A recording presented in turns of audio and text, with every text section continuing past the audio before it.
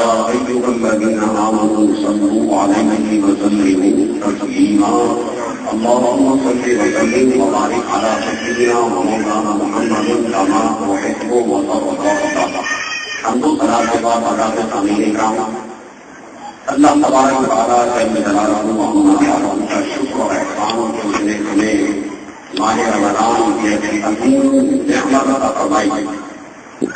دوسرے گرامی قدر کی وہ نعمت ہے اس کے متعلق رسول اکرم صلی اللہ علیہ وسلم نے خود ارشاد فرمایا کہ اگر میری امت جانتی کہ رمضان کیا ہے تو تمنا کرتی کاش کہ سارا سال رمضان ہی رہے.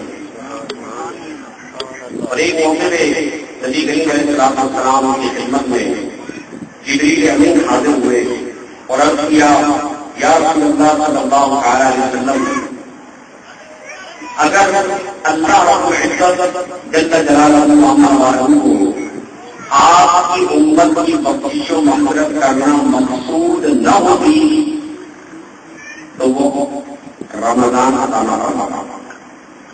تو یہ وہ مہینہ ہمیں اللہ نے عطا فرمایا ہے. اس مہینے میں کوشش کرنی چاہیے کہ ہم زیادہ سے زیادہ نیکیاں کریں تاکہ ہماری مغفرت کا سامان بنے.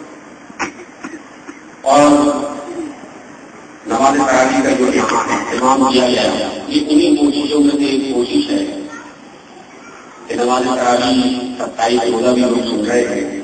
آپ نے ماشاء اللہ 10 روزہ 12 روزہ تراویح سماعت فرمائی، کہیں 15 روزہ سن جا رہی ہے، کہیں 6 روزہ تراویح سن جا رہی ہے. اور اس کا مقصد یہ ہوتا ہے کہ ہم ایک سے زیادہ کلام الہی کی تلاوت اور سن کر اپنے نامہ اعمال میں زیادہ سے زیادہ ثواب ہم بار بار جمع کر سکتے ہیں. اس سب قرآن کے موقع پر انتظامیہ کی مبارکباد کی مستحق ہے کہ اس مبارک مہینے میں انہوں نے اس کا اہتمام کیا. دعا ہے پروردگار عالم اس اہتمام کو، انتظام کو، انتظام کو اللہ رب العزت اپنی بارگاہ میں قبول فرمائے. اور جو قرآن پاک میں تلاوت کیا گیا اس کی غلطیوں کو رب کائنات محبوب کے صدقے میں معاف فرمائے اور کلام پاک کی تلاوت کا پڑھنا، پڑھانا، سننا، سنانا سب اللہ تعالیٰ کی بارگاہ میں قبول فرمائے. قرآن کریم کی جو آیت نے آپ کے سامنے تلاوت کی 18 سواری کی پہلی آیت ہے رب کائنات نے فرمایا قد افلح المؤمنون. تحقیق بامراد ہوئے، تحقیق بامراد ہوئے صاحبان ایمان. فلاح ایسا لفظ ہے عربی زبان کا کہ جو دنیا اور آخرت دونوں کی کامیابی کے لیے بولا جاتا ہے. پہلے سوارے کی ابتدائی 5 آیات میں بھی اللہ تبارک و تعالیٰ نے صاحبان ایمان کی خصوصیات کو بیان فرمایا اور فرمایا کہ جن میں یہ خصوصیات اور کوالٹیز پائی جاتی ہے وہی لوگ ہدایت پر گئے اور وہی لوگ پناہ یافتہ ہیں دنیا میں بھی اور آخرت میں بھی. یہاں شامل والے اللہ تبارک و تعالیٰ نے فرمایا کہ وہ صاحبان ایمان دنیا اور آخرت میں کامیاب مراد کو پہنچ گئے کہ جو اپنی نمازوں میں گڑگڑاتے ہیں اور جو بےہودہ بات سے اجتناب کرتے ہیں اور جو اپنے مال سے زکات نکالتے ہیں اور وہ کہ جو اپنی شرمگاہوں کی حفاظت فرماتا ہے. گویا قرآن کریم ان مومنوں اور صاحبان ایمان کی فلاح کی بات بتا رہا ہے کہ جو عمل کرتے ہیں. بعض حضرات کے نزدیک یہ سوچ پائی جاتی ہے کہ عمل کو اتنی اہمیت کا حامل نہیں، بس ایمان کافی ہے. ایسی بات نہیں، اس میں کوئی شک نہیں کہ ایمان جڑ کی حیثیت ہے، لیکن عمل کی مطلق نفی کرنا یہ اسلامی قرآنی اور احادیث کے علم سے جہالت کے سوا اور کچھ نہیں. عقائد نظریات اور ایمان یہ جڑ کی حیثیت ہے. جڑ سلامت ہو تو درخت کا تنا بھی سلامت رہتا ہے, اس کے پھل بھی سلامت رہتے ہیں, اس کے پتے بھی سلامت رہتے ہیں, اس میں خوشنما پھول بھی پیدا ہوتے ہیں.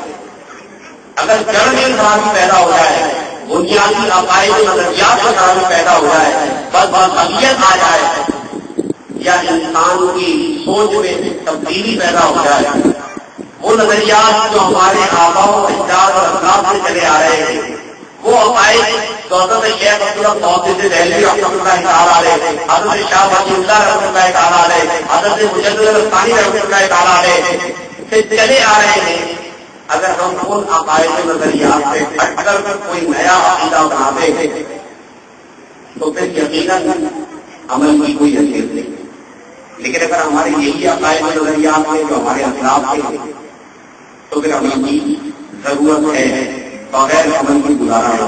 قرآن کریم کی یہ آیات ان لوگوں کو جھنجھوڑ کے بیدار کر رہی ہے کہ جو عملاً اپنی زندگی میں بہت کم نظر آتا ہے, نمازوں دور سے, رمضان کے روزے چھوڑ رہے ہیں, زکات دینے میں کوتاہی کر رہے ہیں, یعنی عملی زندگی میں وہ بہت کم نظر آتے ہیں. قرآن کریم کی یہ آیات انہیں بیدار کر رہی ہے کہ عمل کی حیثیت ہے. جب تک عمل نہ کیا جائے اس وقت تک اللہ رب العزت کی بارگاہ میں کوئی مقام اور مرتبہ نہیں پایا ہے. اللہ کی بارگاہ میں انہیں کو مقام اور مرتبہ ملتا ہے کہ جو عمل کرتے ہیں.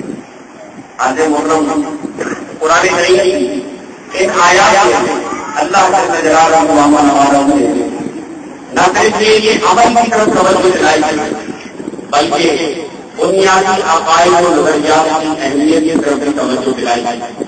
آج ہماری معاشرے میں, ہماری سوسائٹی میں ایسے گمراہ کن نظریات پیدا ہوئے ہیں, ایسے گمراہ کن عقائد کے افراد پیدا ہوئے ہیں کہ جنہوں نے ہمارے ان بنیادی عقائد و نظریات کو تباہ و برباد کر دیا کہ جو ہمارے بزرگان دین اور ہمارے افراد سے ہم تک چلے آ رہے ہیں.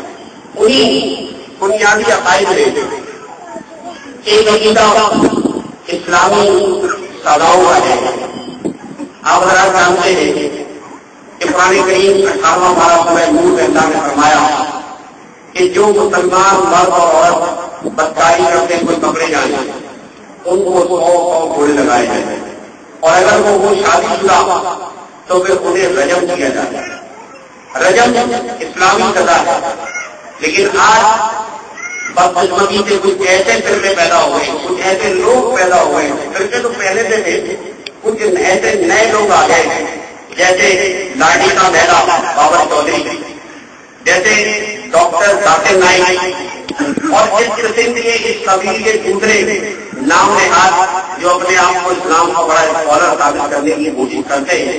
حقیقت یہ ہے کہ اگر ان کی قمیض کا بٹن کھول کے دیکھا جائے تو اندر میں اتنی حالات نکلے گی کہ اس کی بدبو اور تعاون سے ہمارا دم اٹھ جائے. علم کی خوب بات ان کے پاس نہیں ہوتی. یہ اسلام کے بنیادی علم سے بالکل خالی ہے. چند ایک باتیں انہوں نے رٹ لی ہیں اور چھوٹے کی طرح وہ ٹر کرتے رہتے ہیں. عام فرق جو کیونکہ اسلامی تعلیمات سے آگاہ نہیں ہے وہ ان 3-4 باتوں سے متاثر ہو کے سمجھتا ہے کہ شاید یہ کوئی بہت بڑے اسکالر ہے. اگر یہ بڑے اسکالر ہوتے تو پھر یہ قرآن کی تفاسیر لکھتے جیسے مفسرین نے خدمت کی, یہ پھر کوئی حدیث کی شرح لکھتے, یہ کوئی علماء کی ٹیم پیدا کرتے. ہمارے وہ قابل فخر علماء ذی وقار کہ جنہوں نے اپنی زندگیاں خوب دی